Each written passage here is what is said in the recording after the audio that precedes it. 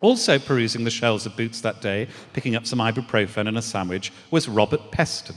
At that time, he was working at the Financial Times, a thin, bespectacled man with a perennial look of concern on his face. Fate colluded that day so that both Peston and I found ourselves staring into the famous long Boots sandwich fridge at exactly the same moment.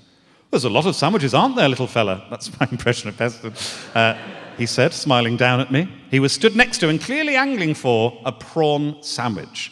I clung to my mother's leg, saying nothing. "Oh, yes, there are a lot of sandwiches. You like sandwiches, don't you?" she said, encouraging me to engage. Yet I sensed from subtle movements in her leg that she too was brimming with fear. I nodded, that's all I had. Words had become as elusive to me as the meaning of the universe, or the reason that Eamon Holmes does what he does.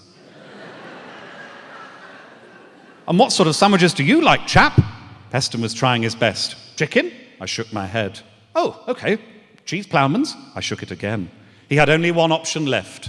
Prawn? I didn't even really like prawns, but in that moment the sound of the word was almost soothing. I nodded enthusiastically. Robert let out a deep sound resembling an O, but it was more abstract than that. "Well, that is a surprise. I didn't think you liked prawns," said Mother, effortlessly transforming from caregiver to snitch.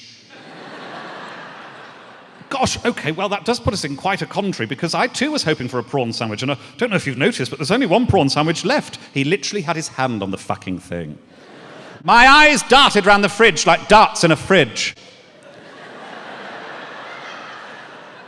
The bastard was right, only one prawn sandwich, Peston's fingers already caressing the waxy cardboard box. "I'm sure you can have a different sandwich, little Joe. You like cheese, don't you?" My mother had now assumed the role of his chief negotiator.